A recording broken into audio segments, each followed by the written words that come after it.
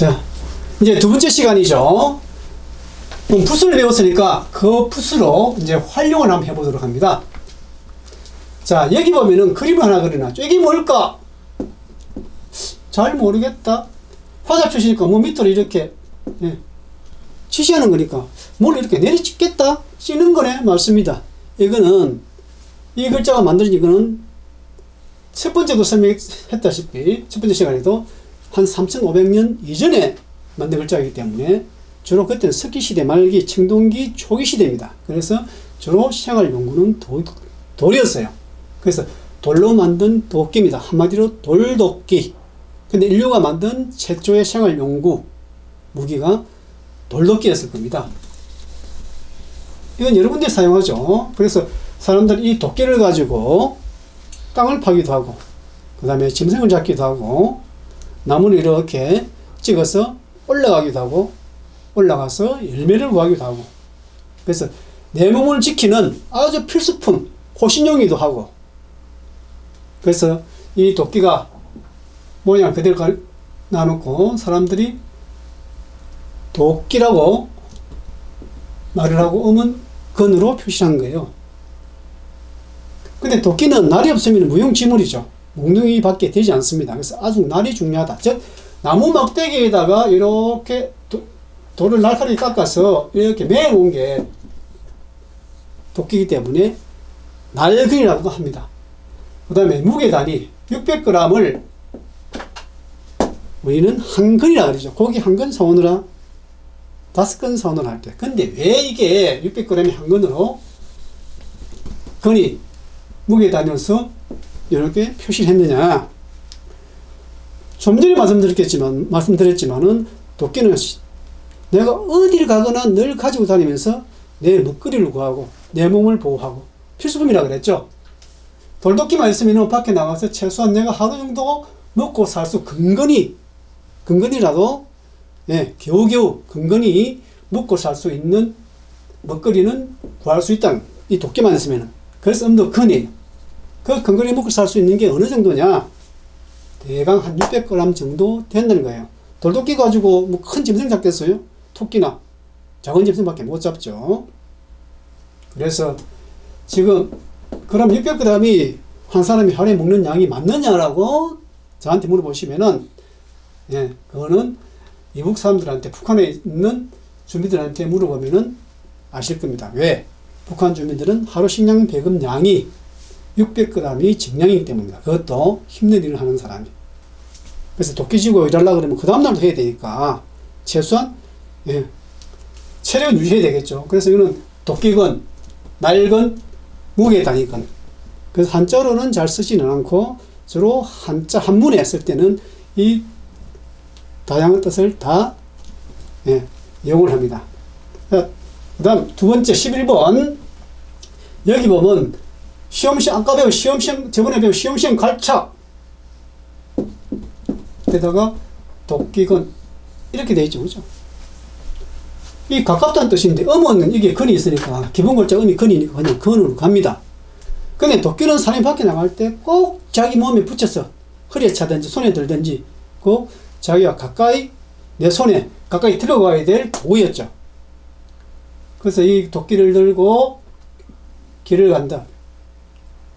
도끼는 내 손에 가까이 꼭 들고 밖에 나가서 농사를 짓든지 안 그러면은 뭐 수렵하든지 채취하든지. 그래서 음은 가까울 건. 내가 길을 떠날 때는 꼭 도끼를 들고 내 손에 가까이 손을 들고 도끼를 들고 간다. 가까울 건. 그래서 근처 그러면은 가까운 곳, 이 고쳐자입니다. 그 다음에 가까이 할 건. 가까이 해야 도끼는 내 손에 가 있으니까 항상 가까이 하고 있죠. 가까이 해야 가깝게 갈 수 있기 때문에 금묵자흑 그러면은 읽자는 먹묵자 사람자 금을 흑자입니다. 즉 먹을 가까이 하는 사람은 금어진다 이런 뜻이죠. 그죠? 그래서 나쁜 마음을 먹는 사람, 나쁜 행동을 하는 사람을 가까이 하면 그 사람도 똑같이 물든다 이런 이야기입니다. 그 다음에 요즘 건 가깝다는 뜻은 현재와 지금 시간과 아주 가까이 있는 요즘이라는 뜻이기 때문에 근황 그러면 황자는 상황황, 형편 황자입니다. 그래서 요즘의 상황이나 요즘의 상태를 근황이라고 해요. 자, 다음 12번 강할근 힘실근. 자, 도끼가 하나 있고 뒤에는 힘력자가 있죠. 즉 도끼를 들고 힘을 쓴다. 근데 도끼 들고 힘 쓸 때 그냥 살짝 치진 안 하겠죠. 땅을 파도 큰 힘이 필요하고, 짐승을 잡아도 세게 내리쳐야 짐승을 잡을 죽을 수 있으니까. 그래서 강하게 내리친다. 강한 건 힘이 세니까. 그래서 강할근 힘실근. 요 글자는 한자어로는 사실은 쓰는 게 없습니다. 그렇지만은 앞으로 한문을 하시게 되면은 이 글자는 한문에서는 사용이 되기 때문에 글자를 지금 외우는 겁니다. 그 다음 13번 미나리근. 요거는 풀초라고 그랬죠. 그죠? 땅에 솟아오는 풀초. 이거는 근입니다. 그 미나리는 우리가 주로 어디서 보냐 그러면은, 사람은 강을 사이에 두고 문명이 발달하고 여기 기대어 산다 그랬죠. 예. 그래서 이 미나리는 우리가 흔히 살고 있는 근처 냇가나 강가에 가면은 미나리는 항상 있어요. 이게. 그리고 미나리 특징이 뭐냐 그러면은, 물이 좀 들어오도 미나리 뿌리가 이 들은 물을 정화시키는 역할을 많이 합니다. 그래서 물을 깨끗하게 만든다는 거예요. 그래서 이는 사람들이 언제 어디서나 이 식물을, 도끼를 가지고 물 근처에 가면은 언제든지 베어 먹을 수 있는 풀식물이기 때문에 미나리근. 이 뒤에는 채는 나물채, 채소 채자입니다. 그래서 근채 그러면은 미나리를 근채라 그래요. 중국에는 친차이라 그래서 미나리를 많이 사용하기도 하고, 거래도 많이 쓰는데 우리나라는 잘 안 씁니다. 우리 그냥 미나리라 그러죠. 그 한자로는 근채, 친차이라 그런다. 자, 그 다음 14번째 보면은 이게 날일자하고 뒤에는 도끼근자가 있죠. 도끼근자는 늘 내 몸에 가까이 붙이다니까 이 근자가 나오면은 가까이 있다 이런 뜻을 다 가지고 있습니다. 해가 지평선 가까이 떠오르면은 그때는 아침 아니면 새벽이겠죠. 그런데 이거는 음이 여기까지는 우리가 근으로 표시했는데 여기는 음이 근이 아니에요. 조심하셔야 됩니다. 여기는 음이 흔입니다. 아침은 새벽 흔. 근데 왜 흔일까? 그래서 한자는 특징이 글자는 같지만은 상황에 따라서 음이 조금씩 변할 때가 많아요. 그래서 사람들이 어렵다라고 하는 이유가 사실은 있는 겁니다. 자, 흔은 우리가 흔히 있는 일, 늘, 항상 이라는 뜻이니까 아침은 맨날 일어나면은, 자고 일어나면 맨날 있는 거죠. 매일 흔히. 그래서 이거는 새벽은 근이 아니고 흔을 씁니다. 새벽, 흔. 잘 아시겠죠? 자, 그 다음 15번 보면은 앞에 불화자가 있습니다. 활발 타는 불, 뒤에는 도끼근. 자, 불이 내 가까이 오면은 화끈거리죠. 도끼도 내 가까이 와서 내가 살이 배거나 하면은 당연히 상처 나니까 화끈거리고 아프고 따갑습니다. 그래서 이것도 화끈거릴 흔. 왜? 불에 대거나 상처가 나면 흔적이 생기니까 이것도 화끈거릴 음이 흔입니다. 근이 아니고. 자, 16번. 자, 이건 하품, 험, 입 크게 벌릴 험자죠. 앞에 한겁니다. 자, 도끼는 물건을 쪼개죠. 그 쪼개다, 가려다, 나누다, 배다는 뜻도 다 가지고 있죠. 가깝다는 뜻도 있지만은. 자, 우리가 시쳇말로, 요즘 말로, 야, 니 쪼개지 말 할 때 쪼개다는 입을 크게 벌리고 웃는다는 뜻입니다. 이 뒤에 하품, 험자도 입을 크게 벌리죠. 그래서 입을 크게 벌리고 웃다 이런 뜻입니다. 하품, 험자 입을 크게 벌린 거니까. 그래서 기뻐하다. 이것도 음이 흔이에요. 왜 흔이냐? 사람이 되게 기쁘고 하면은, 몸을 막 흔들면서, 온몸을 흔들면서 웃죠. 그래서 기쁘다, 흔. 이 뒤에 거는 음이 쾌자가 상쾌할 쾌, 속 시원할 쾌자인데, 그래서 기쁘고 아주 속이 시원하다. 그걸 흔쾌히 그렇게 이야기하죠. 내가 흔쾌히, 네 안에 내가 흔쾌히 답변을 해줄게. 자, 17번을 볼까요?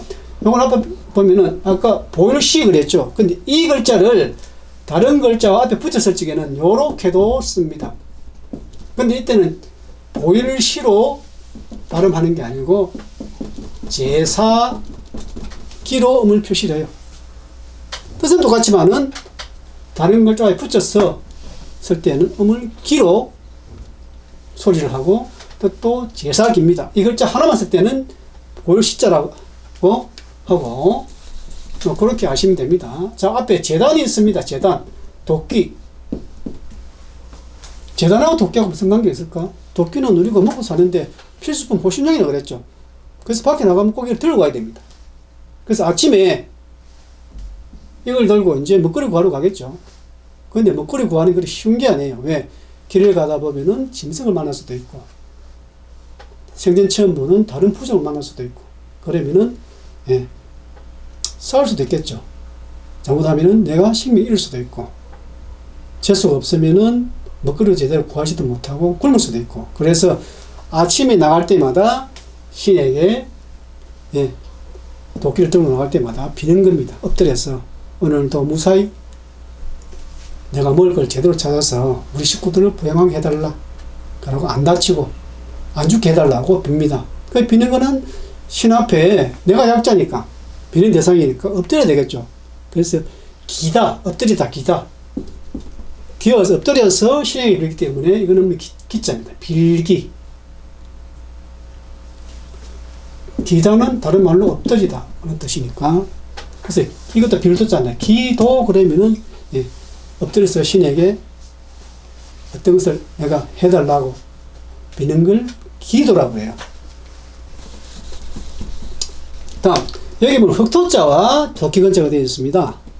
이걸 서울지경이라 그러는데, 지경이라고 하는 것은 땅의 경계라는 뜻입니다. 땅 기자에다 뒤에 경자는 경계 경자를 써서, 이 기자는 원래 이런 기자가 있어요. 이 기자를 많이 쓰는데 이 글자를 써도 똑같은 글자입니다. 근데 왜 같은 글자를 하나만 만들지 따로 만들어 놓고 이것도 쓰느냐? 우리나라도 지방에 많이 흩어져 있듯이 중국도 한창 나라가 많을 때는 그 2000여 개 있었다 그래요. 그래서 말도 틀리고 글도 많이 틀립니다. 진시황이 중국 천하 통일하고 난 뒤에 글자가 비로소 하나로, 예, 만들어졌지. 그전에는 각각 나라마다 다 쓰는 글과 뜻이 틀렸다 그래요. 그래서 다르게 만들 수가 있었겠죠. 그래서 이건 흑토, 땅토. 뒤에는 기자는 이거는 가깝다 그랬죠. 내가 늘 가까이 들고 다니는 거니까. 그래서 서울에 있는 땅과 가까운 곳, 딱 붙어 있는 곳, 그게 지경. 그래서 우리나라도 서울 옆에는 경기도가 있죠. 그래서 경기도, 기. 그 원래 기는 무슨 뜻이냐면은 임금이 사는 궁성에서 약 500 내지 1000리 정도 떨어진 곳을 기라고 했어요. 기. 임금이 직접 다스리면서 이 사람들을, 네, 세금도 받고 하는 곳. 그래서 이거는 임금이 살고 있는 땅과 가까운 곳, 언도 기입니다. 기, 근이 아니고.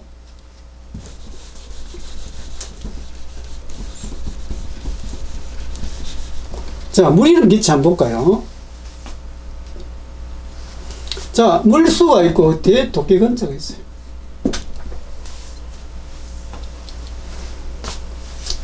이 기자도 아까 얘기했죠. 가까이 있다, 붙어 있다, 엎드려 있다 그랬으니까 엎드려 있는 건 붙어 있는, 꼼짝 않고 붙어 있는 겁니다. 그래서 좀 더 깁니다. 자, 요거는 기수, 중국어로 이수이라고 그러는데, 이수이강, 이수이. 이 강이 어디 있느냐 그러면 중국 산동성에 있습니다. 산동이 어디냐? 황하 문명이, 네, 처음 발생한 그 발상지가 사실은 여기가 산동 근처예요.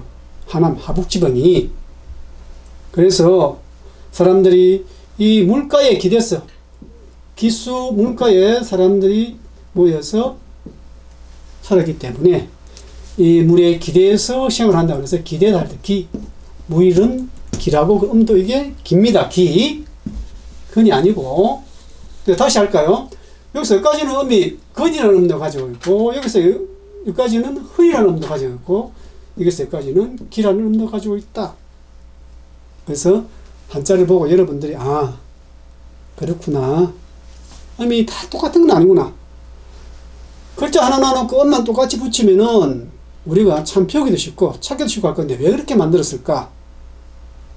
그렇게 생각하시는 분들도 많죠. 저도 그렇습니다. 근데 이 한자라는 것은 3500년 전에 어떻게 만들어졌나 그러면은, 예, 신에게 제사지는 제사장이 신과 서로 소통할 때 그 내용을 남들이 모르게 문서화시키기 위해서 부호로 만들어 놓은 것입니다. 그러니까 남들이 알면 안 되죠. 비밀스러운 약속이나 사람과 인간과 신간의 비밀스러운 약속이기 때문에 글도 말도 똑같이 만들지 않고 남들이 모르게 그렇게 만들어 놓은 것입니다. 자, 다음 20번. 여기 보면은 입구자에다가 흑토자가 있죠. 이게 아까 토하다 그랬으니까 화산이 터질 때 화산이 안에서 속에서 밖으로 토해놓은 게 땅이고 흙이고 장수라 그랬죠. 그죠? 그래서 이건 말 그대로 입에서 들어간 음식, 속에 있는 음식을 입으로 토해내다. 그래서 토하다, 배우다 할 때 구토할 때 씁니다. 이 구자도 토할 구자입니다. 근데 음식을 토하는 게 아니고 내 속에 있는 생각을, 내용을 토해내는 거는, 그거는 내 생각을 드러내는 거죠. 그래서 드러내다, 말하다 할 때는 실토하다. 이 실자는 참실, 실제 실자죠. 그래서 네가 정말 참말로 거짓말 하지 말고 속에 있는 내용을 진짜로 정말로 네가 한번 드러내보라는 게 그게 실토입니다. 거짓말 하지 마라. 자, 그래서 이번 시간에도 대강 한 10자 정도를 했었는데, 한자의 기본은, 빨리 익히는 기본은 글자의 뜻이 아니고 예를 잘하면 한자 배우는 것은 별로 그렇게 어렵지 않다. 근데 거기에는 뭐가 수행이 되어야 하느냐? 이 부수를 제대로 이해하고 배우는 것이 한자를 빨리 배우는 지름길이다. 부수를 알고 그 부수가 가지고 있는 뜻과 음을 이해를 하시면 한자는 사실 그렇게 어렵지 않다는 겁니다. 오늘은 여기서 끝내고 다음 시간에 또 만나도록 하겠습니다.